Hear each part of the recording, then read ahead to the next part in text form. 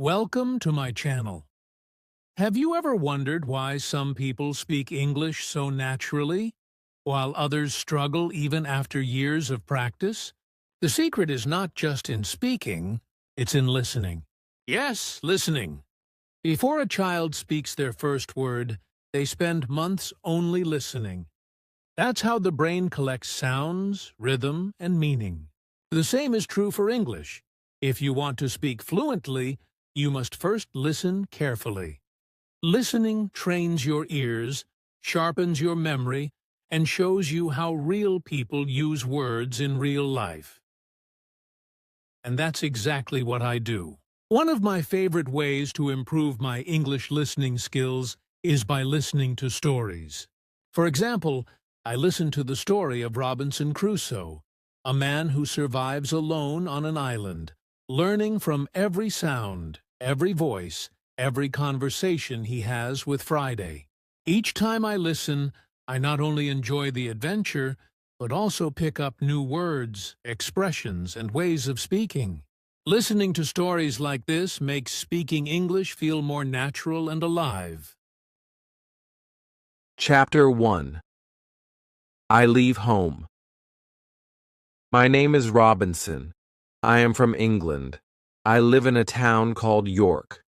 My father is a good man. He wants me to live a quiet life. He wants me to stay safe. But I don't want that. I want to see the world. I want to go to sea. I want to travel far. My father says no. He says, "The sea is dangerous. Stay home. You will be happy here." I don't listen. My heart says go. I want more than quiet streets and safe work. One day I meet a friend. He is going on a ship. He says, "Come with me." Just one trip. I don't tell my parents. I say nothing to my mother. I say nothing to my father. I just leave. I feel excited. I feel free. The ship is big. The sky is blue. The wind is strong. I look at the sea and smile. This is my dream. But dreams can change. On the first night, the wind grows louder. The ship starts to shake. The sky turns dark. Rain falls hard. Waves hit the ship. The water comes over the side. I hold the rope tight. I feel fear in my chest. I want to go home. I think, why did I leave? But it's too late now.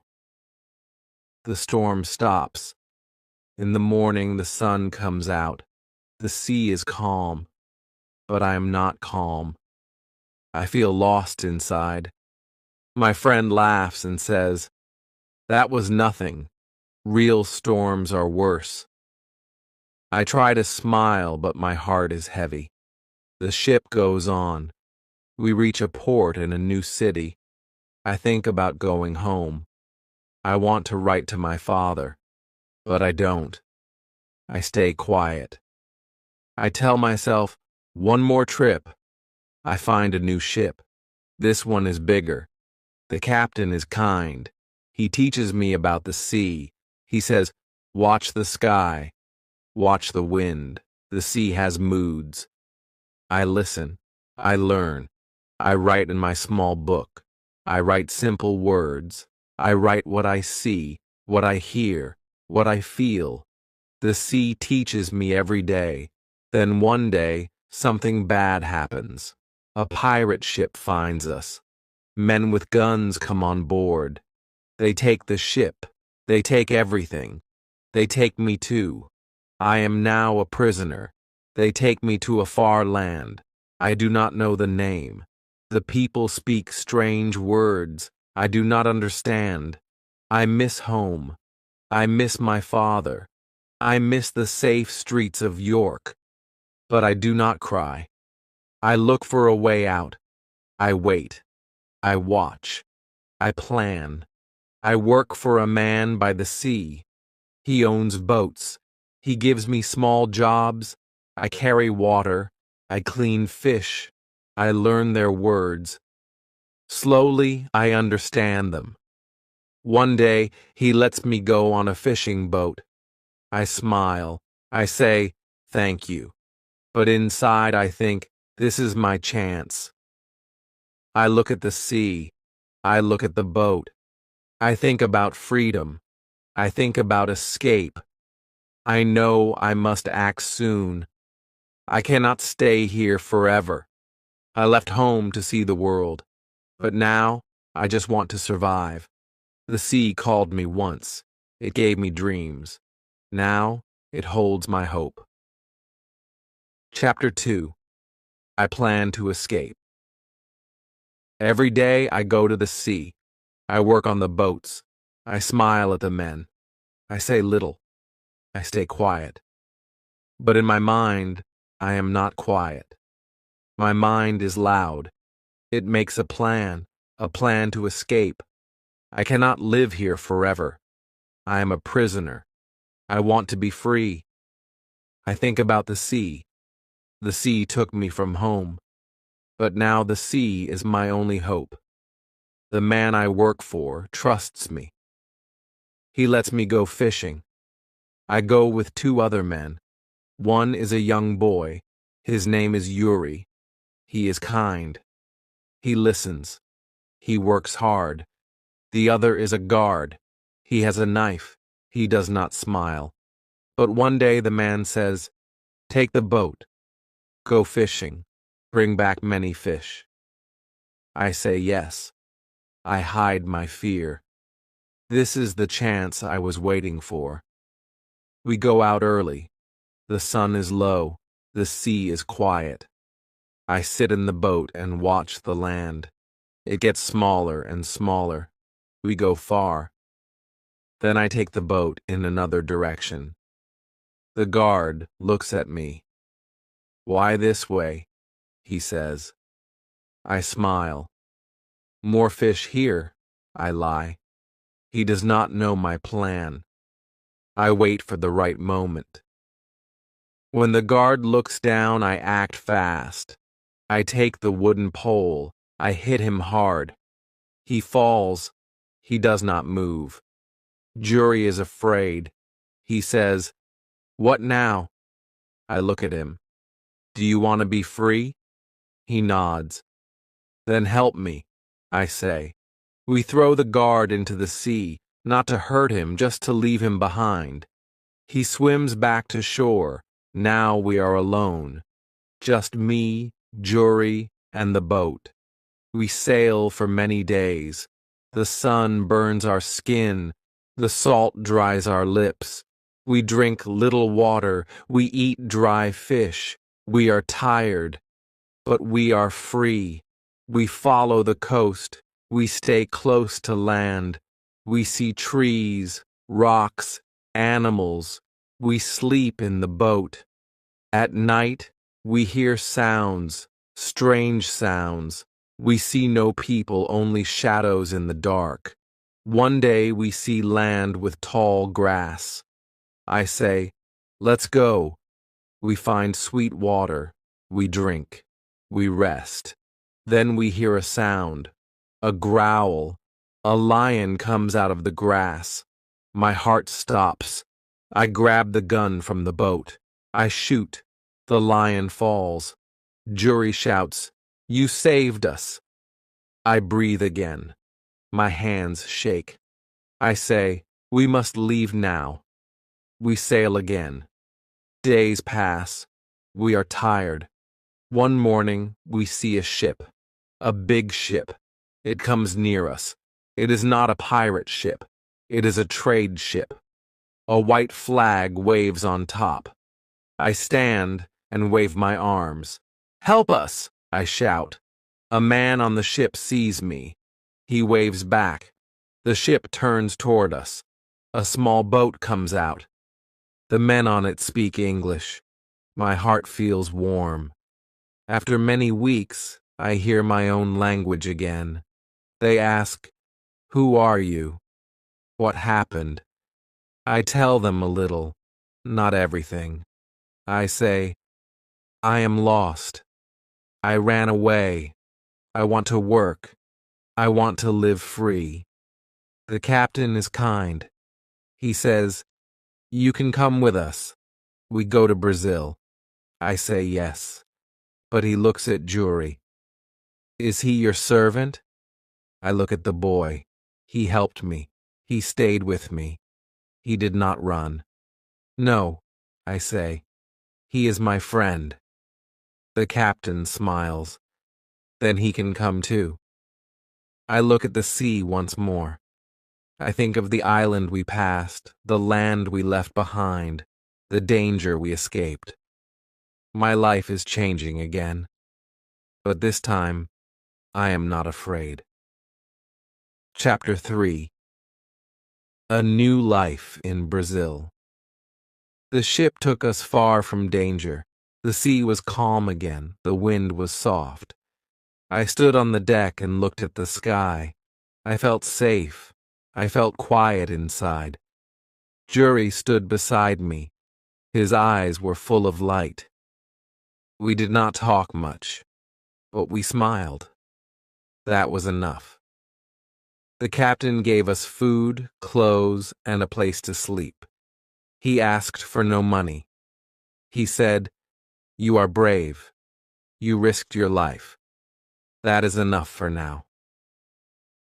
I thanked him again and again. In my heart, I felt lucky. I had escaped. I was free. And now I was going to a new land, a land I had never seen, a place called Brazil. After many days, we reached the shore. The ship stopped near a busy town. The streets were full. People moved fast. The sun was hot. I saw things I had never seen before. Big trees, bright fruits, men on horses, women selling things on small carts. The captain took me to a small house. "You can stay here," he said, "and you can work. Many Englishmen come here to buy and sell." I thanked him. He looked at Jury. "The boy can stay with you. But if he wants to go back to Africa one day, let him go." I nodded. Jury smiled. He said, "I stay with you." In the new town, I learned fast. I watched people. I listened to their words. I tried to speak. I made mistakes, but I did not stop. Each day I learned more. I helped on farms. I carried water. I planted seeds. The soil was rich. Everything grew fast. I worked hard. I saved money. I did not waste it. My hands became strong. My heart became still. Life was not easy, but it was good. After 1 year, I bought a small piece of land. I grew sugar and a little tobacco. I sold it in the market. People started to know my name. They said, "Robinson works hard. He is quiet, but smart."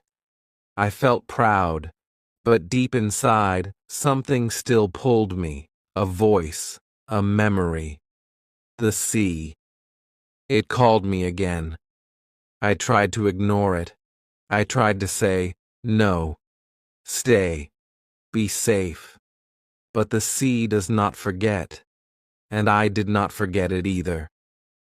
One day I sat with some farmers. We drank tea. We talked about trade. One man said, "We need to send goods to Africa. We can sell things there and bring workers back." Another said, "We need a ship. We need someone brave to lead it." They looked at me. I said nothing, but I felt the sea move inside me again. I tried to sleep that night, but the sea came into my dreams. I saw ships. I saw waves. I saw a storm. I woke up sweating, but still I said yes. I sold part of my land. I gave Jury his freedom. I said, "You are free now. You stayed with me. You helped me. You are my friend. You can go where you want. He looked at me. He did not speak for a while. Then he said, I will never forget you.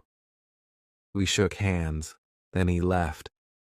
My heart felt heavy, but I knew it was the right thing. I joined the men and helped prepare the ship. We packed tools, clothes, food, and water. I felt strong again. I felt ready. But something deep inside whispered, be careful. The sea gives, but the sea also takes. We left Brazil on a quiet morning. The sky was clear.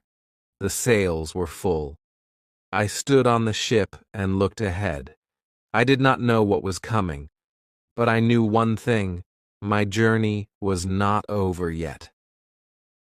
Chapter 4. The Storm and the Island. The first days at sea were quiet. The wind was soft. The sky was blue. I walked on the deck and watched the water. It moved like glass. I thought, maybe this time will be different. But deep inside, I felt something. A small fear, like a shadow in the mind. I pushed it away. I told myself, you are strong now. You know the sea. You will be fine. But I was wrong. After 2 weeks, the sky changed. Clouds came fast. The wind turned sharp. The sea started to rise. Our ship shook. The sails screamed in the wind. The captain shouted orders. Men ran across the deck. Water came over the side. The ship moved like a toy in the storm. I held on to the rope. My hands hurt. My body was wet and cold. I could not see. I could not think. I could only feel one thing: fear. The storm got worse. Thunder broke the sky. Waves hit hard. The ship cracked. I heard a loud sound, like the sky itself had broken. Then the mast fell. The ship tilted. Men screamed. The captain shouted, "We're going down!" I looked for something to hold, but the sea pulled me. Cold water hit my face. I went under, then up, then down again. I could not see the ship anymore, only dark waves. I kicked, I pushed, I reached for something, anything. Then I saw land, not far, a line of trees, a small beach. I swam with all my strength. The sea pulled me back again and again, but I did not stop. I thought, this is the end, or this is a new start. I reached the sand. I fell on it. My chest burned. My legs shook, but I was alive. The sea was behind me now. The storm still roared, but I had escaped it. I looked around.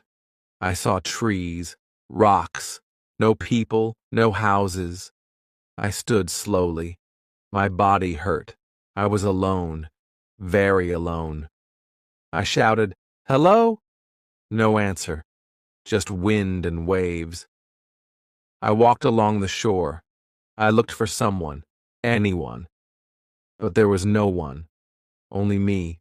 No ship, no crew, nothing. I sat under a tree. I closed my eyes. I thought of home. I thought of my father's words. The sea is dangerous. He was right. I had not listened. And now I was alone, on an island, far from everything, far from everyone. I did not know where I was. I did not know what to do next. But I was alive. That was the only good thing. The next day, I walked along the beach. I saw something in the water, a part of the ship, floating. I ran into the waves. I pulled it out. a small barrel. Inside I found food, some bread, some dry meat. It was not much, but it gave me hope. Maybe more parts of the ship would come. Maybe I could find tools, clothes, maybe even a gun. I watched the sea all day, and then I saw it, far away, broken, but still there. The ship, stuck on rocks, not far from the island. I looked at it and said, I must go there. Chapter 5. I go back to the ship. My heart beat fast. I knew it was dangerous, but I also knew one thing. If I wanted to live, I had to try. The storm had taken everything from me, my friends, my ship, my plans. But it gave me something too, a chance, a new beginning. Alone on an island, lost to the world, but not lost to myself. I woke up early the next morning. The sun was bright, the wind was soft, the storm was gone now. The sea looked quiet again, but my heart still remembered. The fear, the noise, the water, the screams. I stood on the beach and looked out. Far away, I saw the broken ship. It was still stuck between the rocks. The waves hit it gently now, not like before. I thought, maybe I can go there. Maybe I can get something from the ship. I knew I needed food, tools, clothes, anything to help me live. The island was big, but it was empty. I had no house, no fire, no knife. I had to go. I looked around the beach. I found some long pieces of wood. I found an old rope, too. I worked all morning. I made a small raft. It was not perfect, but it could float. I pushed it into the water. It moved with the waves, but it did not break. I smiled. I felt a little stronger. I went back to the beach and found 2 small pieces of wood. I used them like oars. I pushed the raft out and began to paddle, slowly, carefully. The sea was deep. The wind pushed me back. But I did not stop. The ship came closer. I could see the broken mast, the torn sails, the empty deck. My heart felt strange. That ship had taken me across the world. It had also thrown me into the sea. Now it was quiet, like a dead body. I reached the side of the ship. I climbed up using a rope that still hung there. My hands shook, but I did not fall. I stood on the deck and looked around. Everything was broken, but some parts were still good. I went below deck. It was dark and wet, but I found things: food, tools, a hammer, a small axe, a knife. I found a box with clothes. They were dry. I smiled. I found 2 guns and a little gunpowder. I also found nails, string, and fishing lines. These things were gold to me now. I took everything I could carry. I put it all on the raft. The raft was heavy now. It moved slowly in the water. I got back on and started to paddle again. The way back was hard. The wind was strong. The raft moved left and right. I thought I would fall. I held tight to the rope. My arms were tired. My legs were wet. But after some time, I saw the beach. I cried. Not loud, but deep inside. The land was still there. The sand, the trees, the place that now had to be my home. I pulled the raft to shore. I took the things one by one and placed them under a big tree. I looked at the sky. I said thank you. I had food now, tools, clothes. I had hope. I sat under the tree and thought, now I can live. I don't know for how long, but I will try. I will not give up. That night, I made a small bed with grass and wood. I used one coat as a blanket. I held the knife in my hand. I listened to the sounds of the island, birds, wind, leaves. I heard no people. I saw no lights. I was still alone. But I was not weak. I was still alive. And that was enough for now.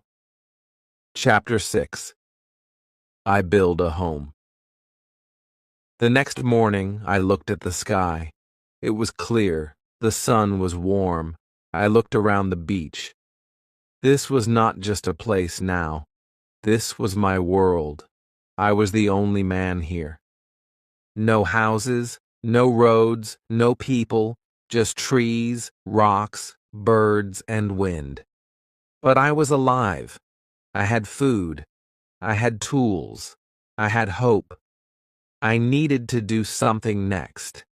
I needed to build a home. I walked far from the beach.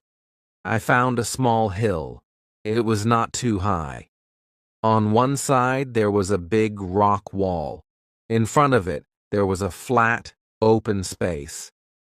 I stood there and looked around. The land was good. I could see the sea from the hill. I could see the beach. I thought, this is the right place. I dropped my tools on the ground. I said, this will be my home. I worked all day. I cut wood. I carried stones. I made a small wall with the wood and sticks. It was not strong, but it made me feel safe. I put my food inside. I covered it with leaves. I placed my clothes on a rock to dry. I looked at my work and smiled. It was not much, but it was something. My hands were tired. My feet hurt. But my heart was calm. The next few days, I worked more. I made a roof with grass and sticks. I made a door with old wood from the raft. I used nails from the ship. Every day I walked back to the ship to get more things. I took rope, tools, food, and small barrels. I filled one barrel with water. I filled another with dry bread. The ship was breaking more each day, but I used every part I could. I knew the sea would take it soon. After many days, the sky changed. Big clouds came. The wind was strong. Rain started to fall. I ran to my new home. Water came through the roof, but I stayed dry in the corner. I was glad I had worked fast. I sat on the floor, listening to the rain. I held my coat close. I thought of my father. I thought of home. But I did not cry. I was stronger now. The storm passed after one night. The next morning the ship was gone. The sea was quiet again, but my heart felt sad. That ship was my last tie to the world. Now it was under the water. I made a small table. I placed my book on it. I began to write. I wanted to remember each day. I wrote the date. I wrote what I did. I wrote what I felt. My words were simple, but they helped me. I wrote, today I built a wall. Today I caught fish. Today I saw a bird with red wings. Today I miss my family. I wrote every day. I spoke the words out loud. It helped me stay strong. It helped me learn. My book was my friend. Time passed. I counted the days. 1 month. 2 months. I did not know how long I would stay here. Maybe forever. But I did not feel like a prisoner now. This was my land. My hill. my home. The sea had taken me from my world, but it had given me a new one. I stood outside one evening. The sun went down. The sky turned orange. I looked at the sea and said, I will live. I will learn. I will not give up. Chapter 7. I learned to live alone. The days passed slowly. The sun came and went. The rain fell and stopped. I woke up each morning and looked at the sea. It was quiet now, like it had forgotten the storm. I had food, I had water, I had a small home, but I had no people, no voice to talk to. Only birds, only wind, only silence. At first, the silence made me sad. I wanted to speak, I wanted to listen, but no one answered. So I spoke to myself. I said things out loud, simple things. Today I eat fish. Today I fix the roof. Today I feel tired. It felt strange, but it helped me stay strong. I started to walk around the island. I wanted to know this land better. I saw trees I had never seen before. I saw fruits on the ground. I picked them up. Some were sweet, some were sour. I ate slowly. I watched animals too, small rabbits, colorful birds. I followed their paths. I watched their habits. I wanted to learn how they lived. I wanted to live like them, quiet and safe. I found a small stream. Clean water flowed there. I drank from it. It tasted fresh. I said, "Thank you to the land." One day I found a group of goats. They ran when they saw me. They were fast. I could not catch them, but I had an idea. I would build a trap. I used rope and wood. I worked for many days. Then, one morning, I found one goat in my trap. It was small. It looked scared. I did not hurt it. I fed it. I gave it water. Slowly, it trusted me. I tied it near my home. I named it Billy. Now I had a friend, a small goat, but a friend. I spoke to it every day. I said, "Good morning, Billy." I said, "Don't be afraid. I am your friend." It did not answer, but it stayed near me. That was enough. I also learned to fish better. I made a fishing rod with string and a stick. I went to the shore and waited. I watched the sea. I learned when the fish came close. I caught one, then two. I cooked them over fire. I made a small grill with stones. I ate slowly. I thanked the sea. Every meal felt special. I never wasted food. I used everything I had. I saved things. I cleaned my tools. I counted my supplies. I made a plan for each day. Work, rest, cook, write. I needed this plan. It kept my mind busy. It gave me purpose. Sometimes I sat outside and looked at the stars. The sky was big, so big. I felt small under it. But I also felt part of something. The sea, the sky, the land, the stars. They were all my family now. I missed people. Yes, I missed my old life. But I was learning something new. I was learning how to live with myself, how to stay calm, how to keep hope.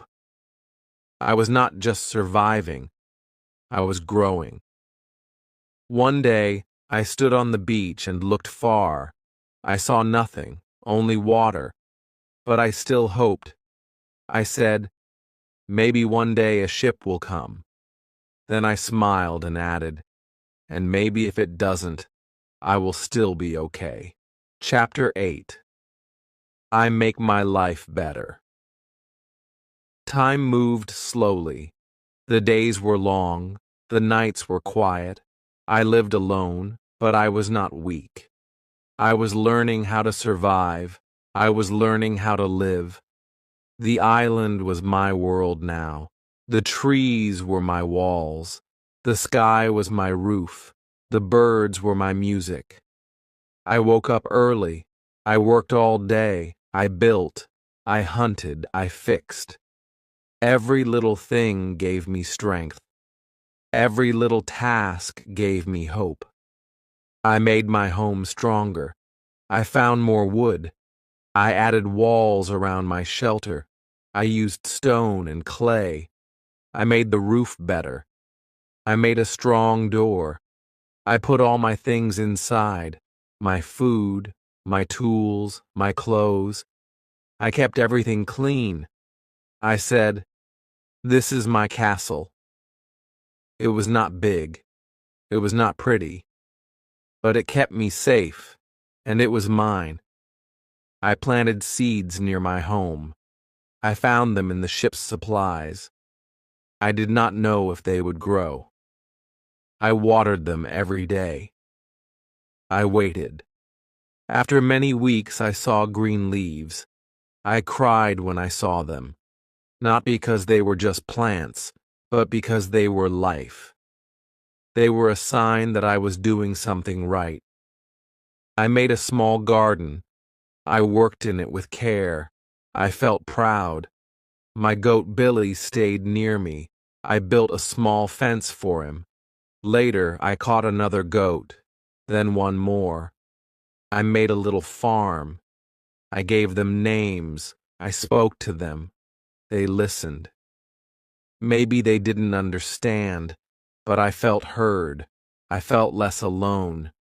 I made milk from them. I boiled it. I drank it slowly. It tasted sweet and warm. I thanked the goats every day. I said, "You are my friends. Thank you." I also made a calendar. I took a piece of wood. Each day, I cut one line on it, a small mark. Day by day, I counted time. 1 month, 2 months, 6 months, 1 year. I was still here, still alive, still learning. I looked at my own face in the water. My beard was long, my hair was wild, but my eyes were calm. My face had changed, but my heart was steady now. Some nights, I sat near my fire. I looked at the flames. I thought about my father, about York, about the life I left. I said to myself, maybe I made a mistake. Maybe I should have stayed home. But then I looked around. I saw my home, my garden, my goats, my tools, my fire, and I said, but maybe this is who I am now. I taught myself new things. I made pots from clay. I used fire to make them hard. Some broke, some stayed. I made a chair. I made a shelf. I made a knife from stone. Every day I learned something new. I made mistakes. I failed. But I always tried again. Slowly, the island became my school, my teacher, my test, and I passed each lesson with my hands and my heart. I had no one to clap for me, no one to say, "Good job," but I knew I was doing well. I could see it. I could feel it. I was not just alive. I was living, fully, deeply. I stood on the beach at sunset and whispered, "Thank you, God. Thank you for keeping me here. Thank you for giving me strength." Chapter 9. I see a footprint. One morning, I woke up early. The air was cool. The sky was blue. I walked outside to check my goats. They were fine. I gave them food. I spoke to them. They followed me around. I smiled. Then I walked down to the beach. I often walked there in the morning. It helped me think. It helped me feel calm. I listened to the waves. I watched the birds. I walked slowly across the sand. But this morning was different. I saw something on the ground. It stopped me. My heart jumped. I bent down. I looked again. I did not believe my eyes. It was clear. It was deep. It was real. A footprint. One single footprint in the sand. Not mine, not from my foot. Someone else had been here. I stood up and looked around. I saw no one. I called out, "Hello!" No voice came back, only the wind. I ran to the trees. I looked behind rocks. I ran back to the beach. Nothing, no sound, no shadow, no face, but the footprint was still there, big, fresh, close to my home. I felt cold, not from the wind, but from fear. I had lived here alone for so long. I thought no one else was on this island. I had felt safe. Now I was afraid again. I ran back to my house. I locked the door. I sat inside. My heart beat fast. My hands were shaking. Who was it? A man? A group? A friend? A stranger? I did not know. That night, I could not sleep. I sat with my gun near me. I listened to every sound, every small crack, every bird cry. I thought, what if they come? What if they are near now? The silence felt heavy. My eyes stayed open. I waited for light. The next day, I made a plan. I walked slowly back to the beach. I looked for more footprints. I found none. Just that one, alone. Like a warning, like a sign. I looked at it again and then covered it with sand. I did not want to see it anymore. I wanted to forget, but I could not. For many days I stayed near my house. I worked quietly. I moved carefully. I cooked with less smoke. I hid my tools. I built a second wall around my shelter. I made it taller. I made it stronger. I dug a hole and made a secret place under the ground. I put my food there, my gun, my powder, my journal, everything important. If someone came, I would be ready. But still, no one came. The island was quiet again. But now, it was a different kind of quiet. Before, the quiet felt safe. Now, it felt dark, like someone was watching. I looked behind me more. I listened harder. Even the birds seemed quieter now. Some nights I dreamed of faces I did not know. I saw fire. I saw people on boats. I saw them walking through the trees. I woke up sweating, my breath fast. I told myself, maybe the footprint was old. Maybe they are gone. But I didn't believe it. Something had changed. I could feel it. Chapter 10. I watched the island. I could not forget the footprint. Day after day it stayed in my mind. I kept asking, who is here?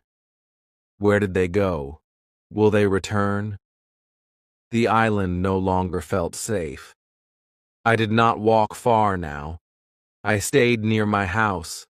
I watched the trees. I listened to every sound. I cooked with small fires. I spoke to no one. Even the birds and goats seemed quieter. It felt like something was hiding, just out of sight. One morning I climbed the highest hill. I took my telescope with me. I sat behind a rock. I looked out over the island. I saw the beach, the trees, and the sea. For hours I watched. Nothing moved, no people, no boats, only wind in the trees. But I could not rest. I came back every morning. I watched the island like a guard. I waited. I was always waiting now. Then one day, I saw something new.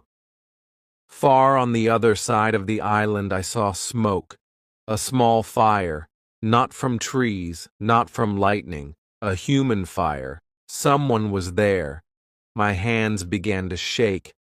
I held the glass tight. I looked again. Still smoke. No faces. But that was enough. I ran back to my home. I locked the door. I sat with my gun. My heart beat like a drum. That night I thought many things. Should I run? Should I hide? Should I try to talk to them? But I was afraid. I did not know if they were good or bad. Maybe they were pirates. Maybe wild men. Maybe they would hurt me. I thought of my father again. His soft voice. The sea is danger. Stay home. But it was too late now. I had walked far from home, and now danger had followed me. The next day, I climbed the hill again. The smoke was gone. The trees were still. The land looked the same, but it wasn't. Now I knew the truth. I was not alone.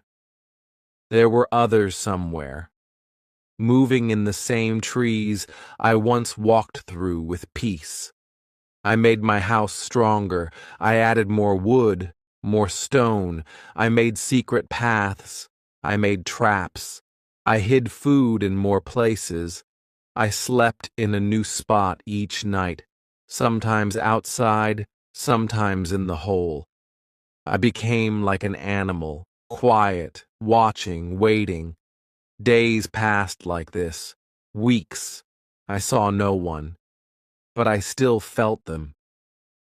Then something strange happened. I walked to the far beach one morning. I saw something in the sand, broken wood, rope, a paddle, all old and wet. A boat had been here. Not mine, a different one. Maybe a small group came, maybe one man, maybe many. I saw new footprints near the boat. Then I saw bones, many bones, and a fire pit. I covered my mouth. My stomach turned. I knew now these men were not just visitors. They were cannibals. They had killed someone here. I ran back. I cried alone. I did not sleep that night. I did not eat much. I felt sick. The island was not just wild. It was cruel. I had to be careful. I had to be smart. I had to stay alive. And deep in my heart, one new thought grew. I must not only survive, I must be ready. Chapter 11. I make a secret cave. After seeing the bones on the beach, I could not sleep well. My dreams were full of fear. I saw strange faces. I heard screams in the dark. I woke up shaking. I sat near the fire and held my gun. I looked at the trees. I listened to the wind. I said to myself, I am not safe. I must hide better. I must protect myself. The walls around my home were strong, but I needed more than walls. I needed a place no one could find, a secret place, a place deep inside the land. So, I started digging near the big rock behind my house. It was hard work. The sun was hot. The ground was dry. My hands hurt. My back ached. But I did not stop. I worked every day. Bit by bit, I made a small cave. Inside the cave, it was cool and dark. I brought in dry food, clothes, and powder. I placed them in barrels. I used wood to make shelves. I lit a small candle. The cave became my new room. I made a secret door from tree branches. From outside, no one could see it, not even from up close. Now, I felt safer. If the men came again, I would hide here. They would not find me, not in this cave. I also changed my life outside. I walked less. I stayed close to home. I watched the beach from far away. I climbed hills but stayed low. I made no noise. I made no smoke. I cooked only at night. I moved like a shadow, quiet, fast, careful. Even my goats had to move to a new place. I made a second field for them. I built it deep in the trees, hidden from the beach. I did not want fire. I did not want sound. I did not want anyone to know I lived here. Sometimes, I sat in the cave and spoke to myself. How long will I live like this? I asked. Will they come back? Will they find me? Will I die on this island? The silence answered me, but the silence gave no promise. So I prayed. I closed my eyes and said, God, help me stay strong. Help me not to fear. I wrote everything in my journal.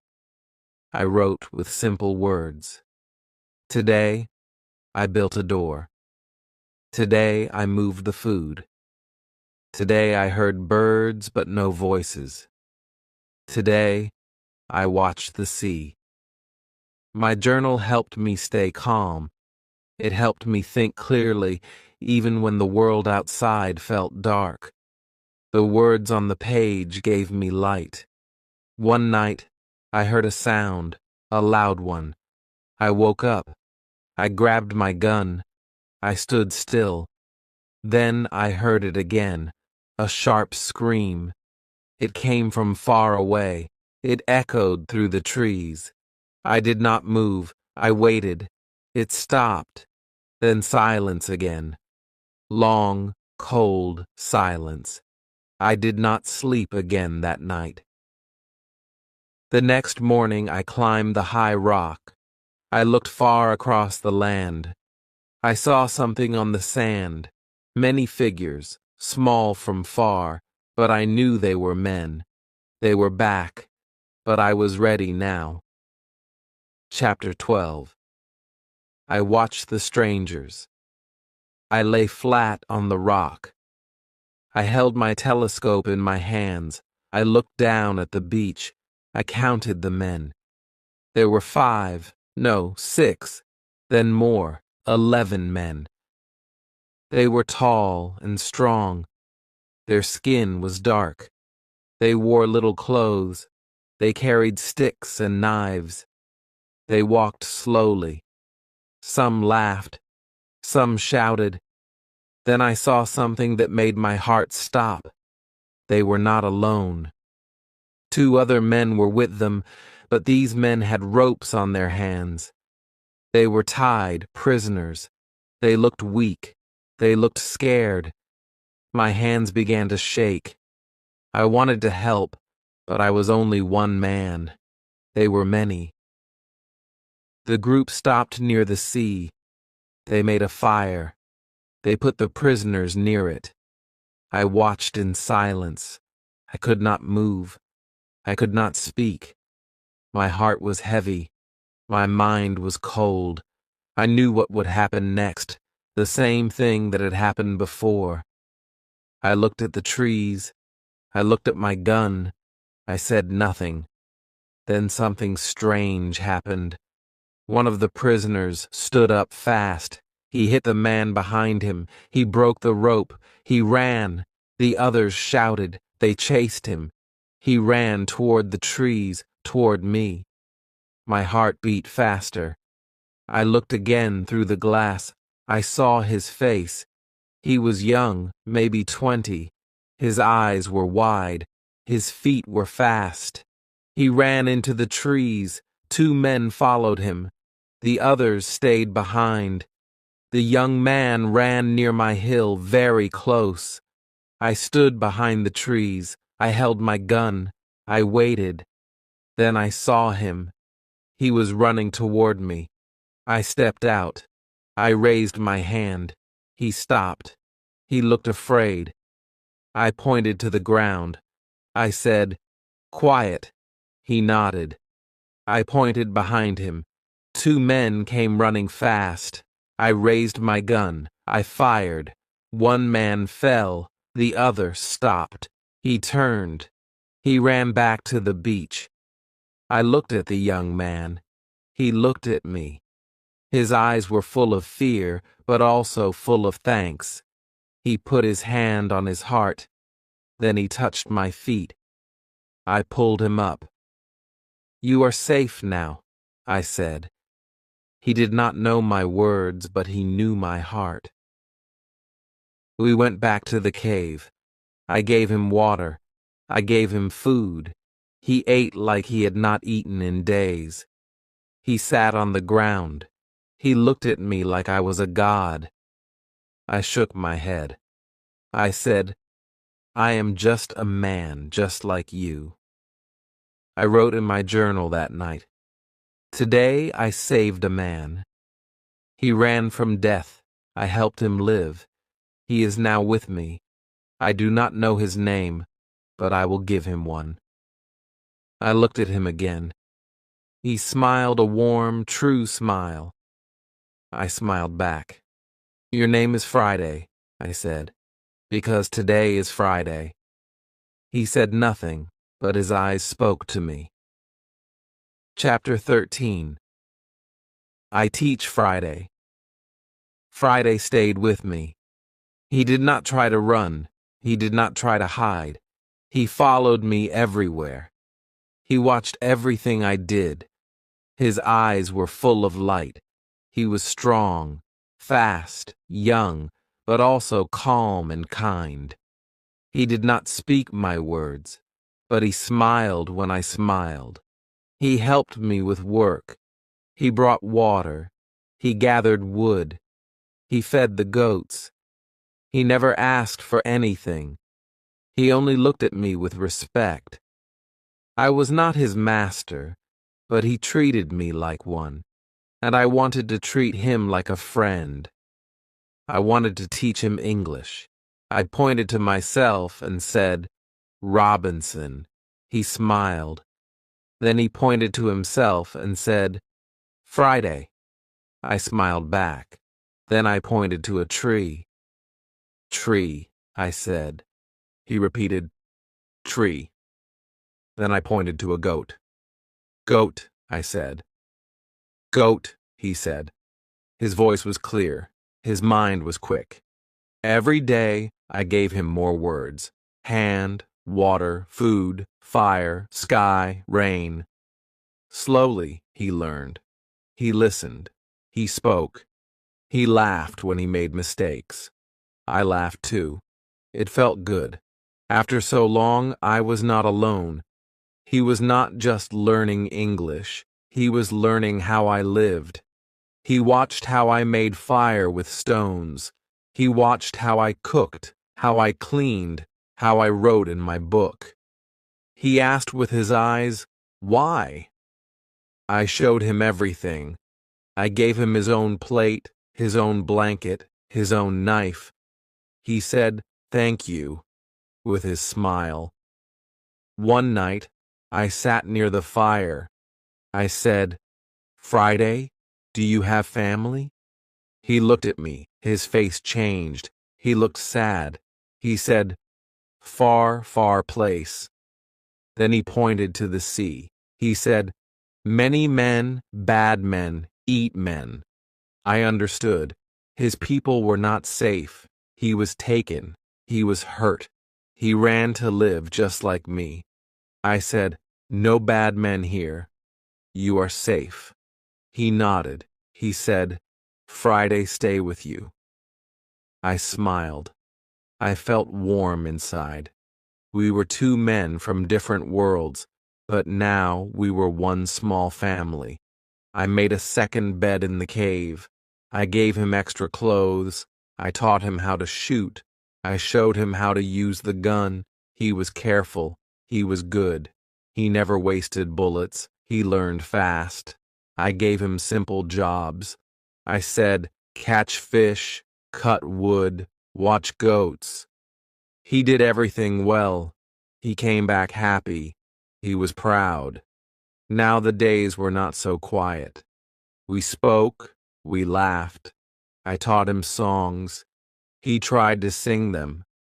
Sometimes we sat under the trees and watched the sky. I said, This is peace. He repeated, Peace. I showed him my book. I showed him how I wrote each day. He watched my hand. He touched the paper. Then he said, I want to learn. I felt full inside. I said, Yes, Friday, I will teach you. That night I wrote in my journal, I have a friend now, not just a helper, a real friend. He is kind. He is brave. He is learning, and I am learning too. After so many years, I do not feel alone. Chapter 14. We work together. Friday woke up early every day before the sun came up. He was ready to work. He went to the goats. He brought fresh water. He cleaned the tools.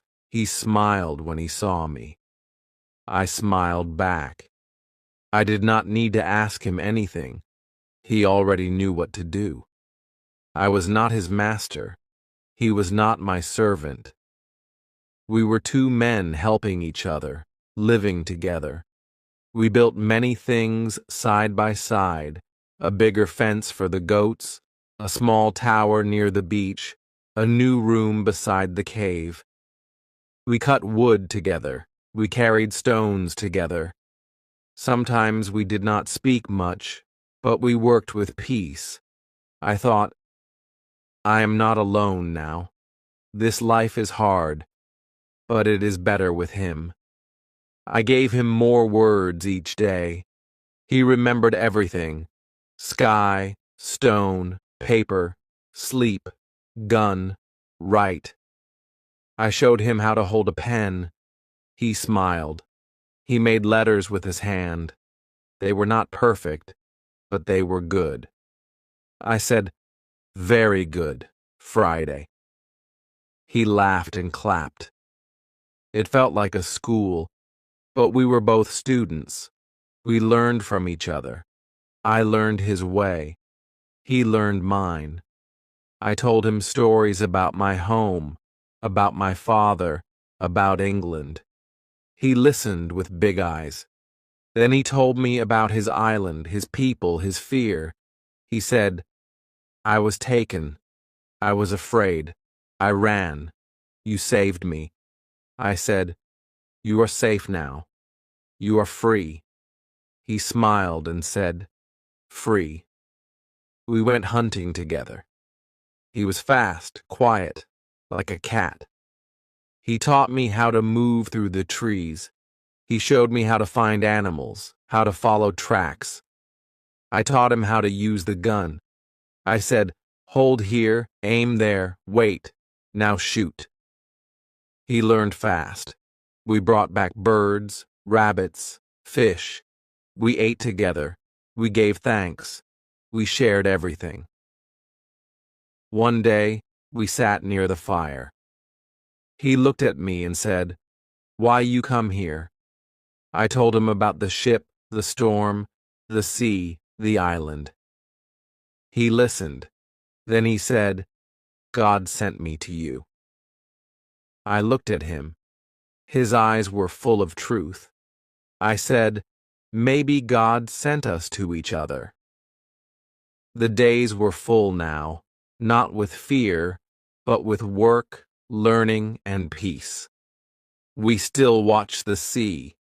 We still listened for danger, but we were stronger now. We were ready. We had food. We had fire. We had faith. We had each other. That night, I looked up at the stars.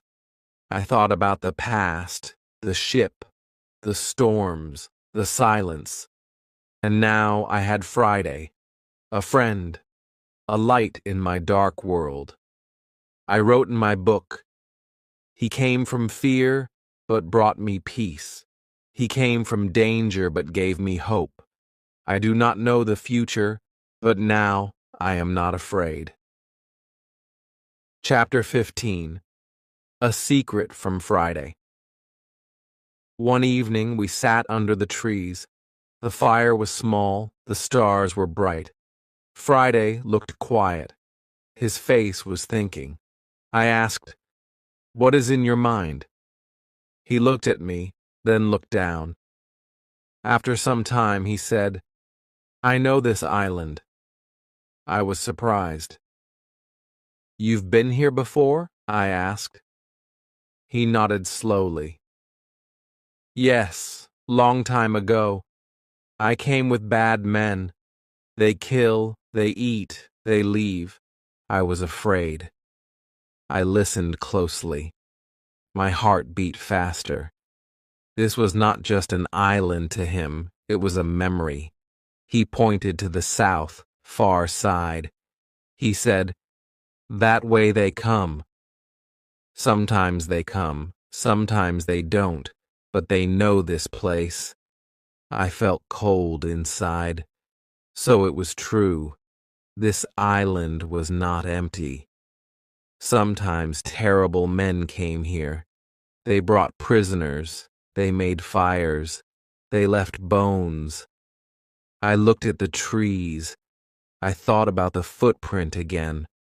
I thought about the screams I once heard. They were real. I asked him, "Will they come again?" Friday looked at me. His eyes were full of fear.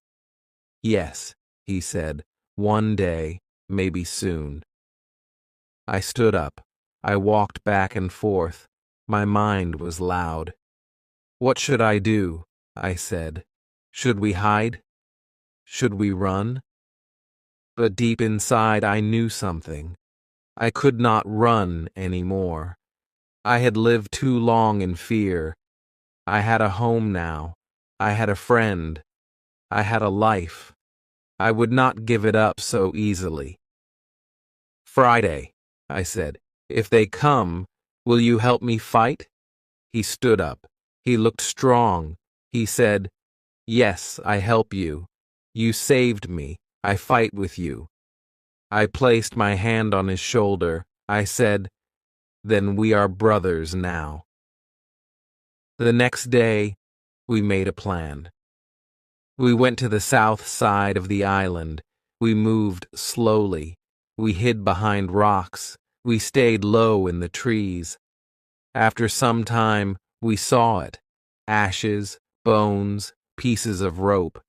The men had been there not long ago, maybe 2 or 3 days. I felt sick, but I stayed strong. Friday looked calm. "They will come back," he said. "This place is not safe." We returned home. We built higher walls. We made new traps. We hid more food in the cave. We cleaned our guns. We made sharp sticks.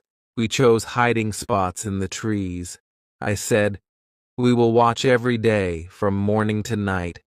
Friday said, "We be ready." My hands worked fast. My heart was quiet but hard like stone. That night, I could not sleep. I sat near the cave and watched the stars. I held my gun. I listened to the wind. I remembered the time I was alone. That time was over. Now I had a friend, a partner, someone who trusted me, someone I could trust. The island had changed again. First, it gave me fear. Then it gave me peace.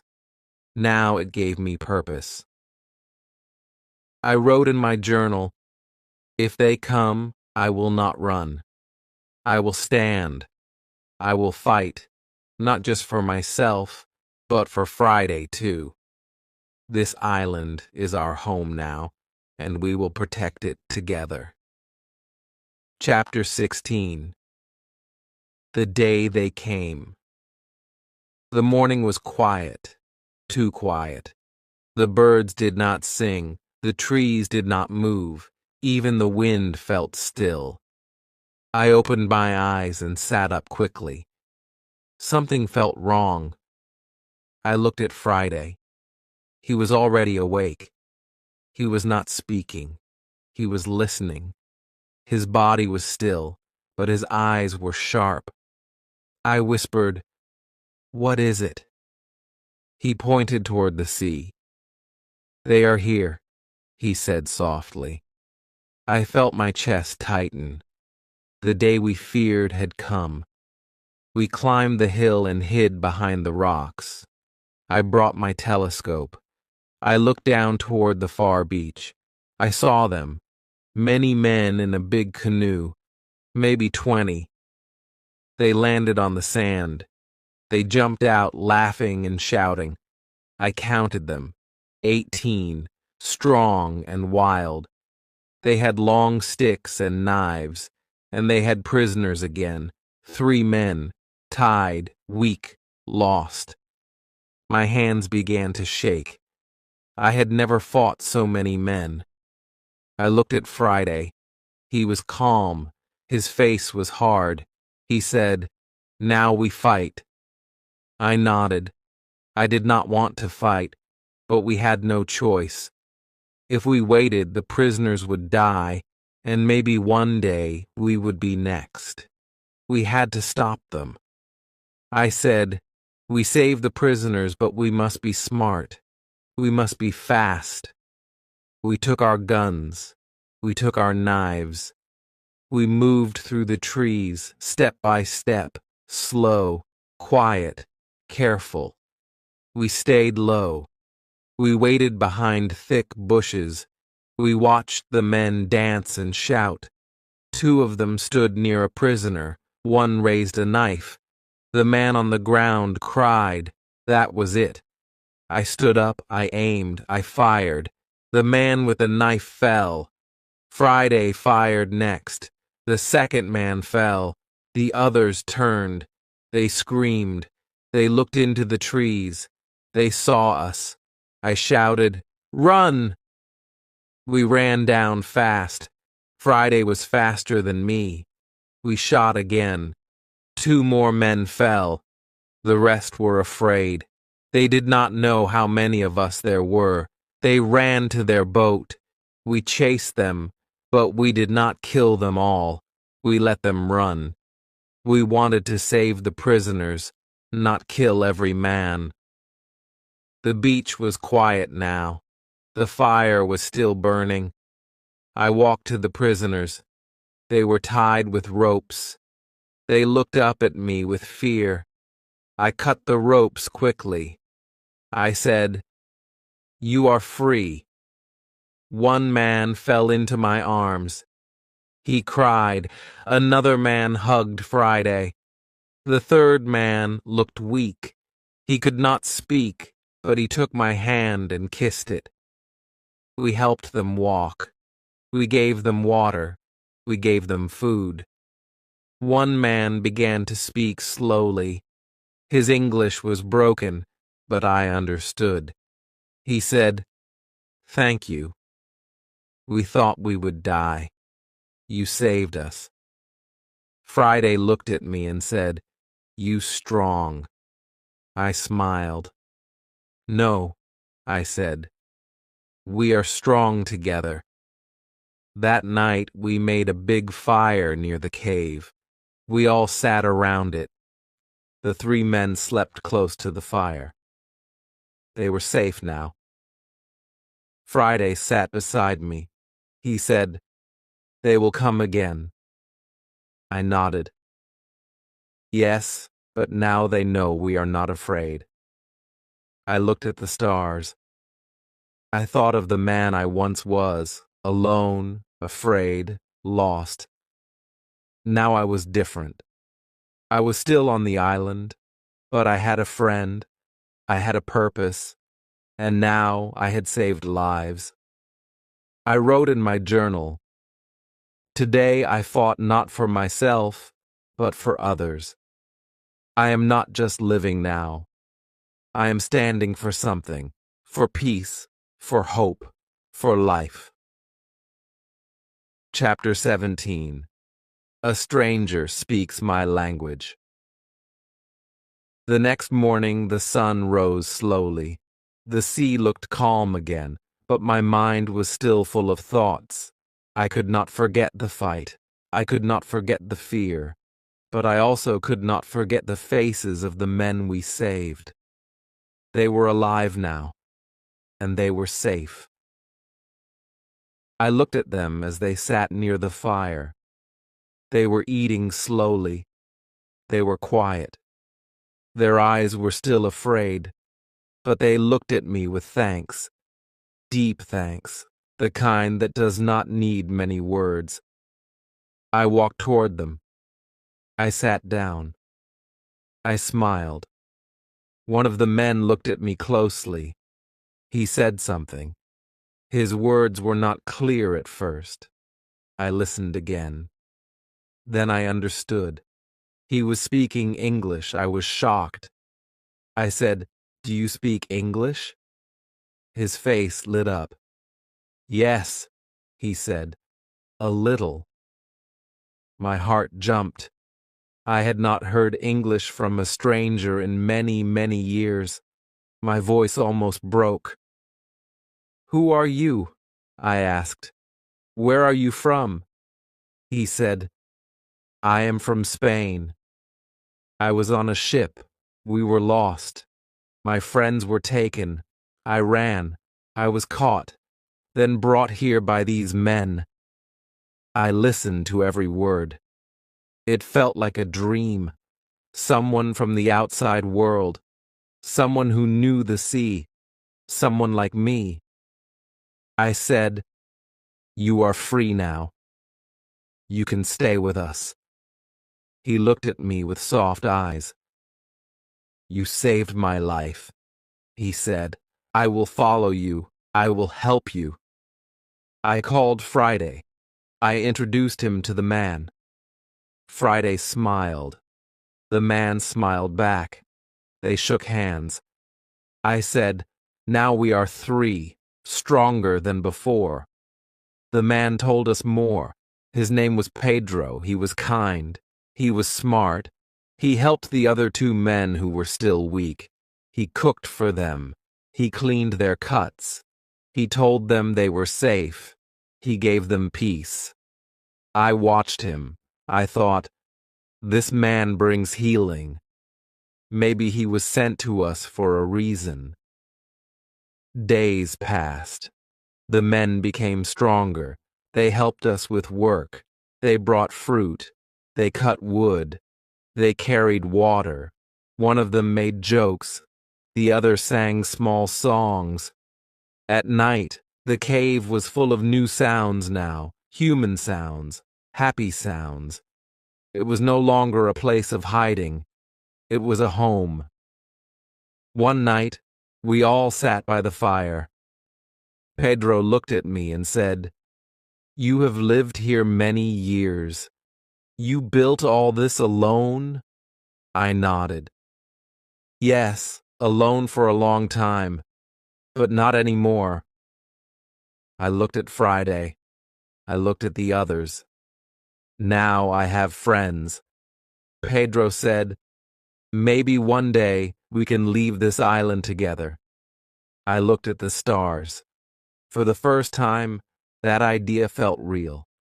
Not just a dream, not just a hope, but a plan. I wrote in my journal that night, "I am not the same man who washed up on this island. I was lost. I was broken. I was alone. Now I have a reason to wake up each day. I have friends. I have strength, and maybe, just maybe, I have a future. Chapter 18. We build a boat. Every day now felt full of voices, full of footsteps, full of life. No longer was I just one man walking on sand. I heard Friday's laugh. I heard Pedro's stories. I heard the other two men singing. In the morning, my island was still quiet, but not lonely. The trees still stood tall, but now we stood with them. The sky was still wide, but now our dreams were wider. One evening, after dinner, Pedro came to me. His face was calm but serious. He said, "I want to ask you something." I looked at him and said, "Go ahead." He said, "Can we leave this island? Can we build a boat?" I stayed quiet for a moment. My eyes looked at the sea, so wide, so deep. Then I looked at the men, all healthy now, all strong, all ready. "I think we can," I said. The next day, we went to the forest. We looked for the biggest tree, one that was strong but not too thick. We found one near the river. Friday touched the bark and said, "Good." We began to work. We cut it slowly, carefully. It took many days. Our hands were tired. Our clothes were wet with sweat. But we smiled because every cut was hope, every drop was a step toward freedom. When the tree fell, we cheered. We cleaned it. We shaped it.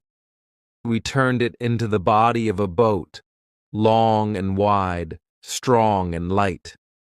We used ropes. We used fire. We used all we had. We brought wood from the old ship. We found cloth to make a small sail. We worked every day. We ate together.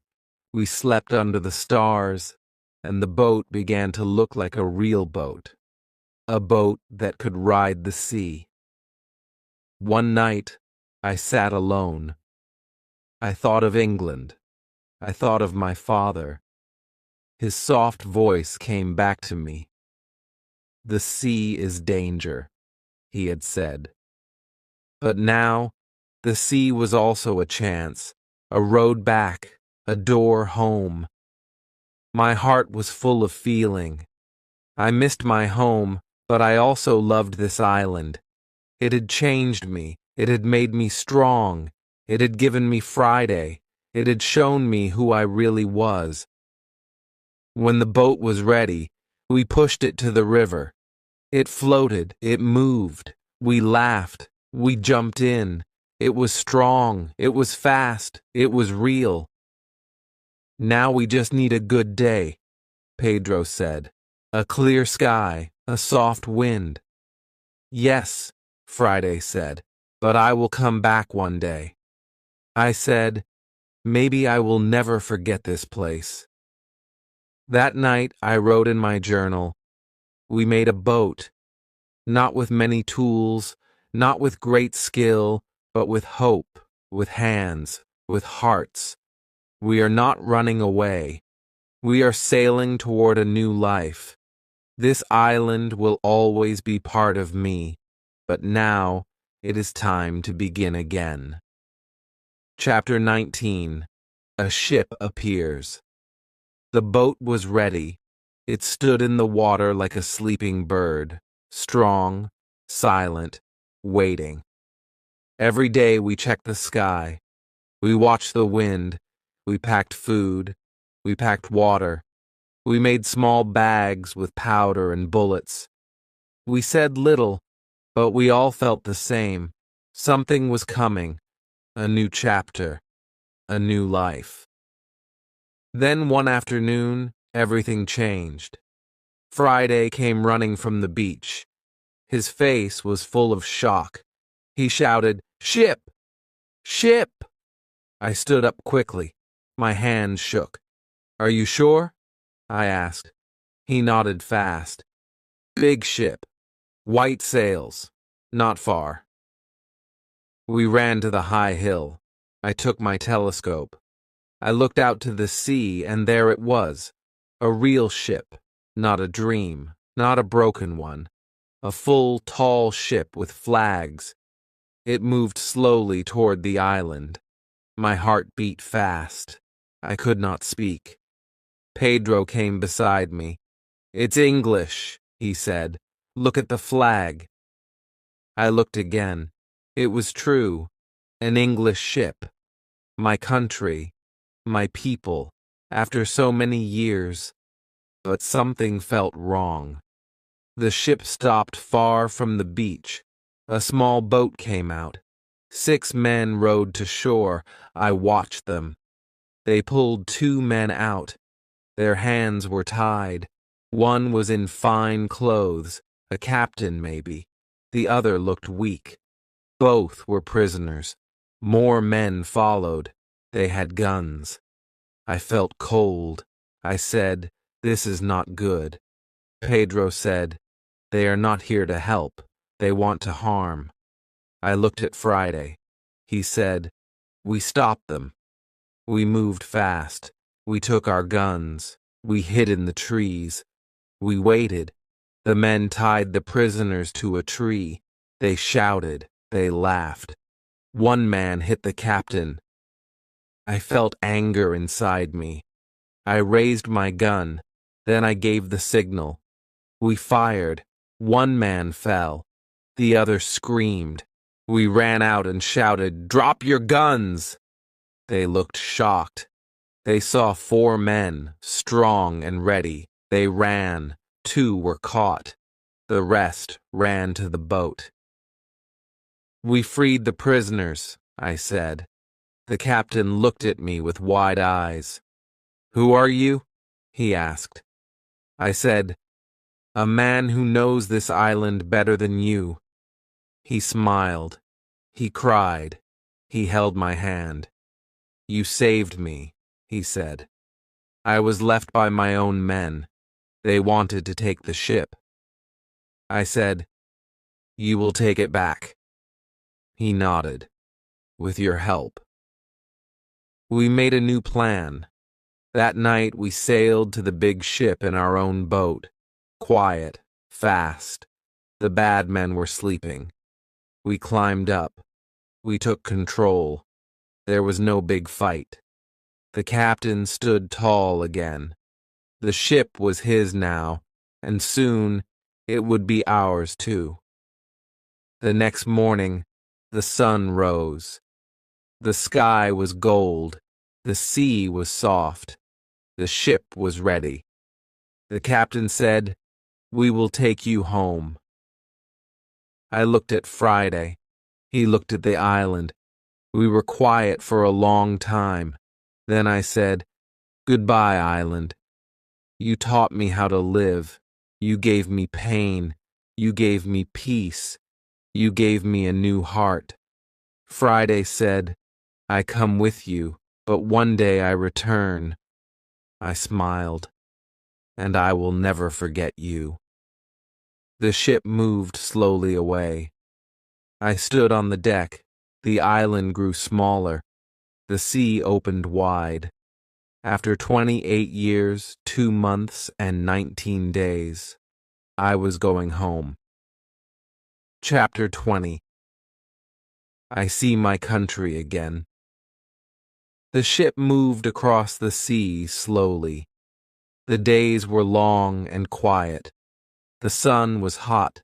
The wind was soft.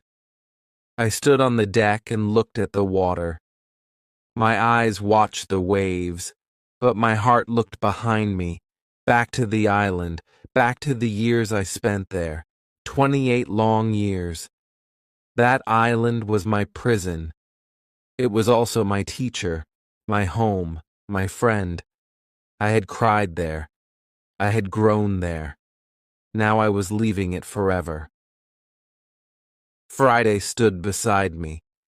He looked at the sea with wonder. Every day was new to him. every sound, every bird, every sail.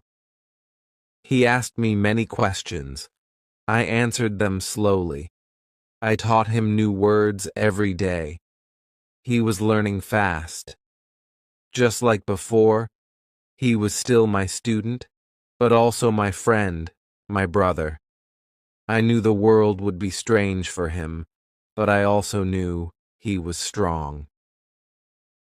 After many weeks, the sky changed. The sea grew busy. More ships passed by. The captain smiled. He said, "We are close now." My heart beat faster. I walked to the front of the ship and waited. I said nothing, but my eyes stayed wide. Then, one morning, I saw it. Land. Not just any land. England, my home. Tears filled my eyes. My legs felt weak. I held the side of the ship and whispered, "I'm back." I wanted to run. I wanted to fall to my knees, but I just stood there watching the land that I had left so long ago. We reached the port. People moved fast. Horses pulled carts. Women sold food. Children laughed. It was loud. It was full. I felt lost in the noise. Everything had changed, or maybe I had changed. I did not know how to speak to these people. I had not used money in years. I had no house, no family. I had only my name. I walked through the town slowly. Friday stayed close. He looked nervous. So did I. I asked about York, my hometown. I paid a man to take us there. It was far. The roads were cold. The nights were dark. But I did not stop. I needed to see it again. When we reached York, I looked around. So many new buildings, new faces. I walked through the streets and looked for my house. It was not the same. The door was closed. The garden was gone. A stranger lived there now. I asked about my father, about my family, but I learned the truth. My father had died many years ago. My mother, too. My brothers had left the city. I stood on the street in silence, my eyes full of tears. I was home, but I had no one. Friday touched my shoulder. He said softly, "I stay with you." I looked at him and smiled. "Yes," I said, "we are home now, together." That night I sat in a small room and wrote in my book. I went to sea as a young man. I was foolish. I was wild. I lost everything. Then I found an island. I found pain. I found strength. I found myself. Now I am back. Not rich, not young, but I am alive, and I am not alone. Chapter 21. A quiet life begins again. The days in York were quiet. I walked through the streets like a stranger. Everything looked new, but my heart was full of old memories. I remembered my father's voice. I remembered my home.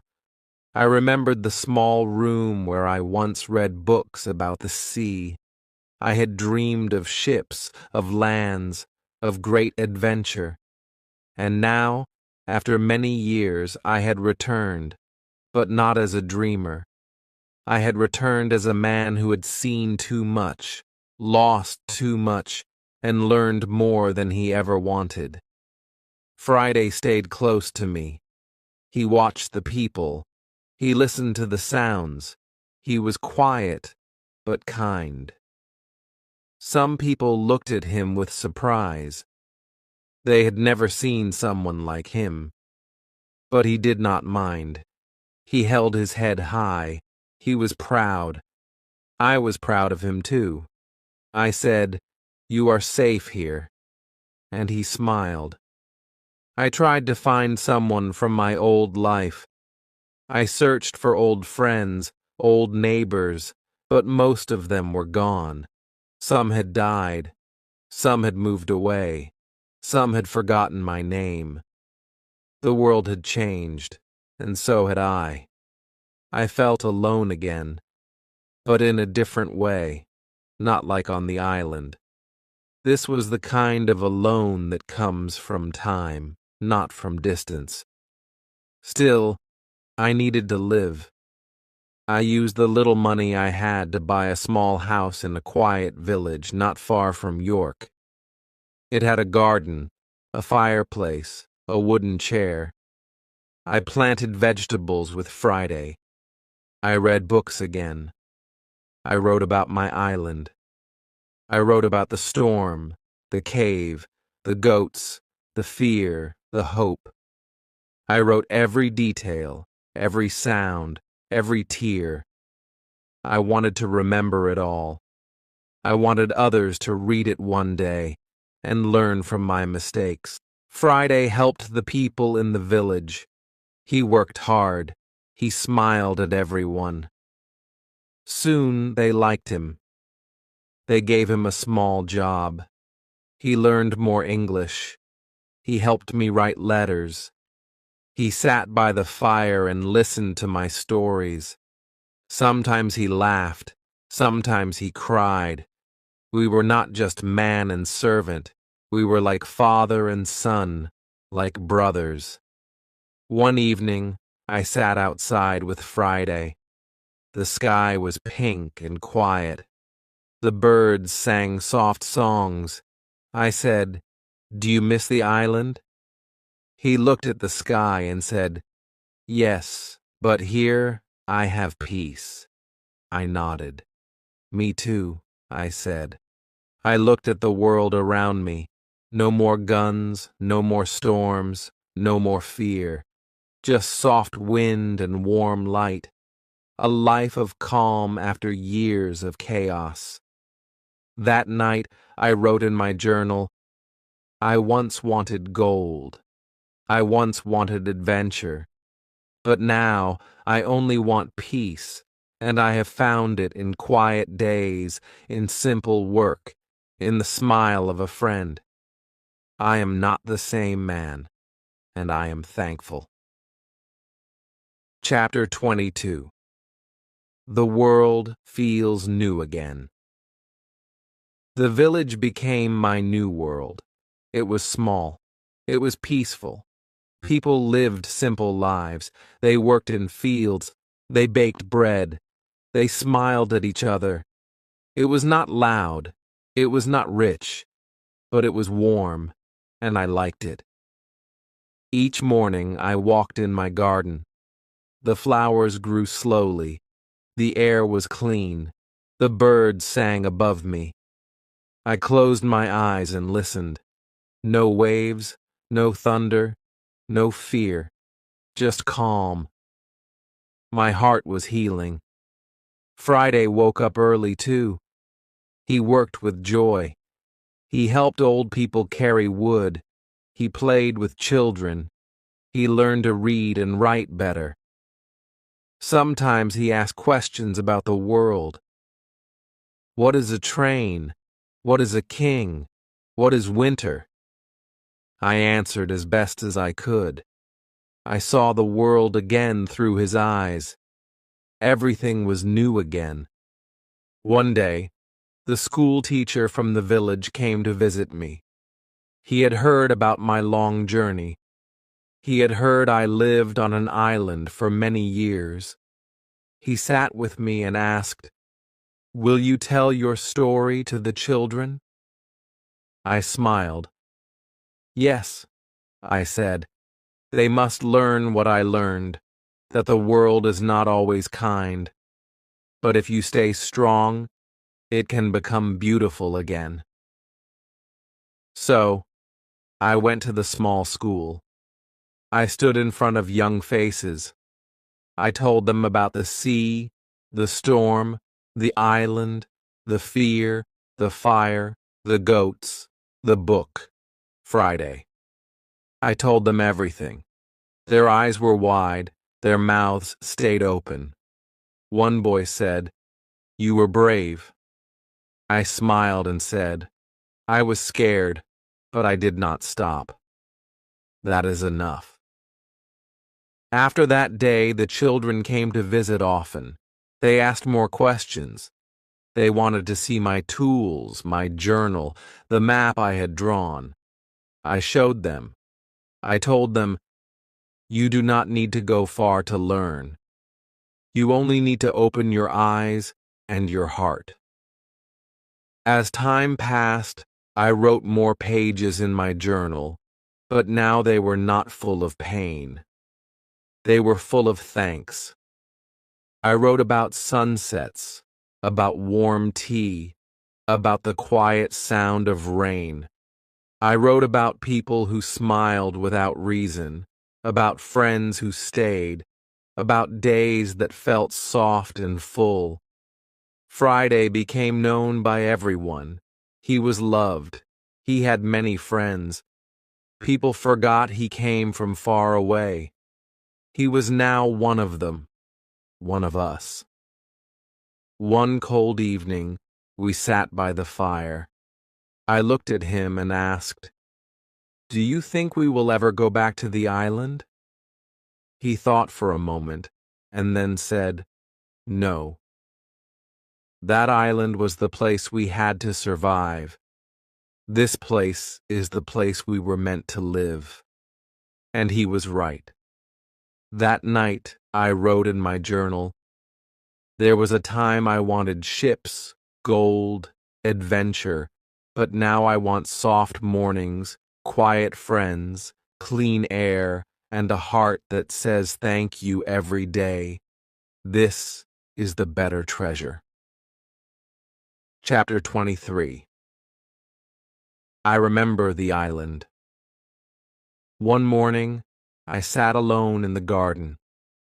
The sky was soft gray. A cool wind touched my face. The trees moved slowly. Everything was quiet. Friday had gone to the market. The village was still. I held a warm cup of tea in my hand, and I began to think. I thought about the island again. It came back to me like a slow dream. The first time I stood on that beach, the sound of the waves, the fear in my chest, the long nights, the strange noises, the quiet mornings, the smell of wet trees, the feel of cold rain on my skin. I could still feel it all. I remembered building the first wall with shaking hands. I remembered counting my food, marking the days, catching the first goat, digging the cave, watching the sea with empty hope. I remembered crying alone, and then I remembered finding strength inside me. Then came the better memories, the fire I made with my own hands, the garden I planted, the first fish I caught, the small words I spoke out loud to myself just to hear a voice, and then Friday, the day I saw his face, the moment I saved him, the first time he called me master, the first time I said, "No, friend." His smile, his heart, his laugh, his courage. He did not come from my world, but he gave my world back to me. And I thought of Pedro, the Spanish sailor, the men we saved, the fire we built together, the boat we made, the ship we took, the sea that brought me back home.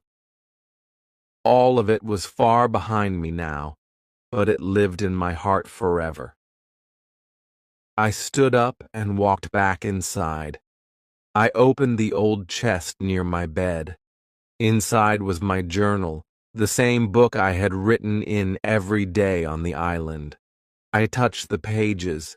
The ink had faded, but the words still lived. I sat and read a few lines. They were simple, but they were true. "I am afraid, but I must go on. Today I made bread. Today I built a chair. Today I spoke to the wind. Today I saved a man. I closed the book. I smiled. I said softly, "Thank you, island. You broke me. You built me. You gave me the best parts of myself." That night, Friday came home. He brought bread and honey. We ate together near the fire. I told him I had read the old journal again. He said, "That island made us both who we are." I nodded. Yes, and now we know how to live anywhere. I wrote in my journal again before bed. The island is behind me, but its lessons are inside me.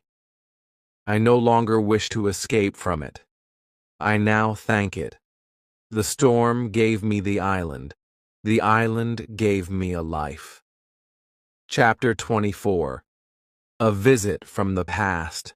Many months passed. The village felt like home now. People greeted me by name. Children smiled when they saw Friday. We lived simply. We planted food. We made soup. We shared stories. Life was small but full. I did not need gold. I did not need ships. I needed quiet mornings, a warm fire, a kind word, and I had all of them. One afternoon, I sat near the door reading. The sky was light blue. The birds flew in soft circles. Then I heard the sound of a horse. I looked up. A man was coming down the road. He wore a coat with gold buttons. He looked around, then stopped in front of my house. He smiled at me. "Are you Mr. Robinson Crusoe?" he asked. I stood slowly. "Yes," I said. "That is my name." The man reached into his coat and took out a letter. "This is for you, from the sea." My hands shook as I opened it. The paper was clean. The writing was strong. I read the name at the bottom, Pedro, my old friend, the sailor we saved. I smiled wide. The letter said, "My dear Crusoe, I hope you are alive and well. I return to my land. I am safe. I work again on the sea, but I never forget you. You saved me. You gave me life. I tell your story to everyone. The man who lived alone, but became the strongest man I ever met. If you ever wish to sail again, my ship will always have a place for you. Your friend, Pedro." I sat down. My heart was full. I remembered his kind face, his strong voice. I looked at Friday. He read the letter too. He smiled. "You helped many," he said. I nodded, and now they remember. I did not plan to sail again. My legs were old now. My hands did not move as fast. But my heart felt young again. That letter brought the sea back to me, not with fear, but with love. I folded it slowly and placed it in my journal, a new page, a new memory. That evening I sat with Friday near the fire. The stars blinked above. I said, "The sea gave me pain, but it also gave me people. You, Pedro, and even myself." Friday looked at me. "The island taught us everything." I smiled. "Yes, and now the world feels small, but my heart feels full." I wrote in my journal that night, "Some stories do not end with gold or with ships or with loud cheers. Some stories end with a letter, a smile, a warm fire, and a friend beside you." Chapter 25. The life I never dreamed. The days were slow now, but they were sweet. I woke up with the sun. I opened the door. I breathed the soft air. I looked at the trees and the sky. I listened to the birds. Every sound felt like a gift. I had no noise in my heart, no storm in my mind, just peace. Real peace, the kind I never had before. When I was young, I wanted ships. I wanted money. I wanted to run from home. I thought adventure was everything. I thought quiet was boring. But now I understood something new. Sometimes the best adventure is learning how to live with less, learning how to live with love, learning how to be still. Friday and I made a new garden. We grew potatoes, onions, and green leaves. He was strong. He sang as he worked. People in the village helped too. The children brought water. The older women brought seeds.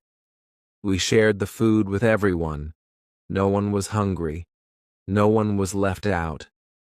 We were all one family now. One afternoon, an old woman in the village came to see me. She gave me a warm pie and said, "Thank you." I smiled and asked, "For what?" She said, "For the stories. The children listen to you. They learn. You make them brave." I felt a tear in my eye. I had never tried to be special. I just told the truth, but maybe that was enough. Sometimes I still walked alone. I went to the river. I sat on a rock and looked at the water. I saw my own face, older now, but peaceful. I said to myself, "This is the life I never dreamed, but it is better than all my dreams." I remembered the island, the first days, the fear, the silence, the cold nights, the sound of waves with no voices. I remembered my footprints in the sand, my fire, my first bread, my goats, my journal. I remembered how I changed day by day. Pain taught me, silence taught me, and that island saved my soul. That night, I wrote again in my book, the same book I had used all those years ago, the same old pages. My writing was slower now, but my heart was full. I do not need to go far anymore. I do not need the sea. I do not need ships. I need only this: a warm bed, a good friend, a kind word, and a thankful heart. This is enough. Friday read my words. He nodded. "Yes," he said, "very good words." I laughed softly. "You have good words now, too." He smiled. "I learn from you," I said, "and I learn from you." We sat by the fire in silence, but it was not empty. It was full, full of years, full of memories, full of quiet joy. Chapter 26. I Teach, I Learn. Life in the village moved slowly, like a quiet river. Nothing rushed, nothing shouted. Every day felt soft, like morning light. I no longer counted the days. I no longer watched the sky for ships. I just lived. I just breathed. And that was enough. People came to visit me often now. They sat in my garden. They asked questions. What was the island like? Were you afraid? How did you survive? I answered kindly. I spoke in short words.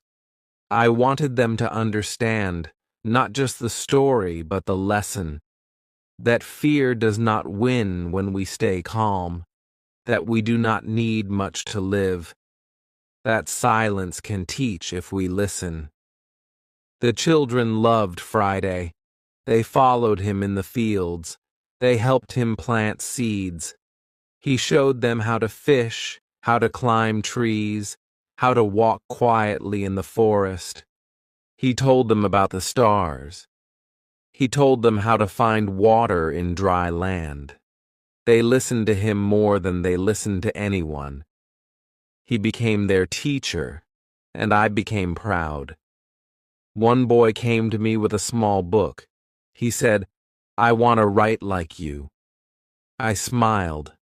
I gave him a pen.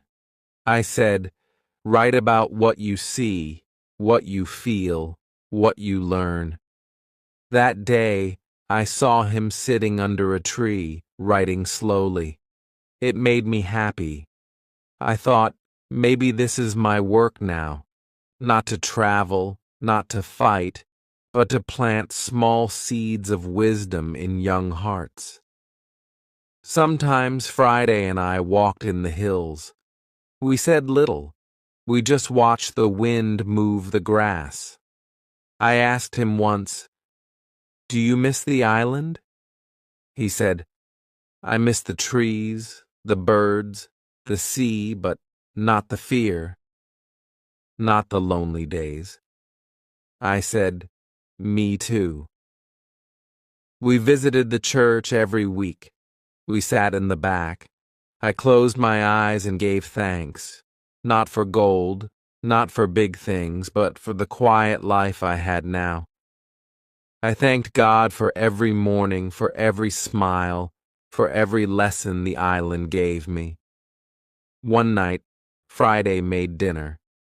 It was simple, bread and soup. We sat by the fire and ate slowly. He said, "I like this life.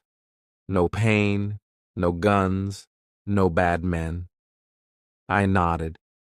"This is the best part of the story," I said. "The part with no fear, the part where we just live." That night, I opened my journal again, the old one. I turned to a fresh page. I once wanted more. I once chased danger. But now I teach, I learn. I grow small flowers in my garden. I watch young minds open like the sky. I smile at quiet things. And that is enough. I am at peace. I closed the book. I looked at the fire.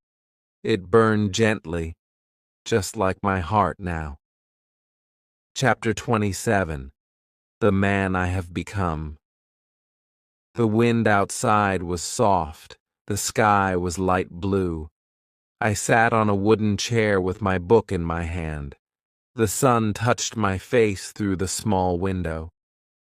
It was a quiet morning, like many others, but something felt special. Something inside me was still and full. I had not thought about the island for many days.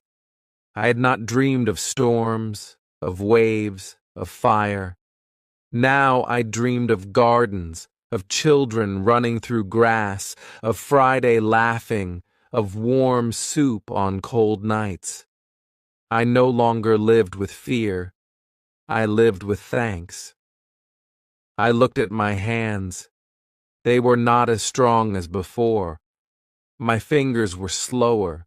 My steps were softer. But my heart was lighter, and my mind was calm. I once feared time.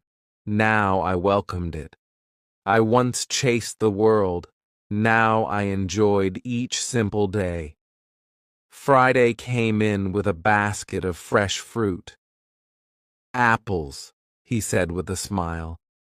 "The tree gave many today." I looked at the red fruit. I remembered planting that tree. It was small back then, thin, weak, but I had given it water Sunday time, and now it gave sweet fruit, just like my life. We ate together. We said little, but we smiled often. That was our way now. Not too many words, just soft peace between us. I told him, "One day you will teach others. You will tell your story too." He nodded. "But this is still my favorite chapter," he said, the one with quiet days. Later, I walked through the village. People waved at me. Some called me teacher, others called me captain. A few simply said friend. I liked all those names, but inside, I was just Robinson, a man who had learned to be still, a man who once ran from everything and then found everything by stopping. I sat under the big tree in the garden. Children came with questions. How do you build a house from nothing? How do you stay strong when you are alone? I answered slowly, one wall at a time. I said, one word, one step, one day. They listened, their eyes wide. I saw myself in them, young, full of dreams, not knowing the cost of them yet. That night, I lit a candle. I opened my journal again. The pages were old now, some torn, some stained, but they were beautiful to me. I once wanted the sea. Now, I want the soil. I once lived in fear. Now I live in grace. I once had no one. Now I have friends, smiles, and peace. I once was only Robinson. Now I am something more. I looked at the candle. It burned gently, like a soft heart, like the light of a life well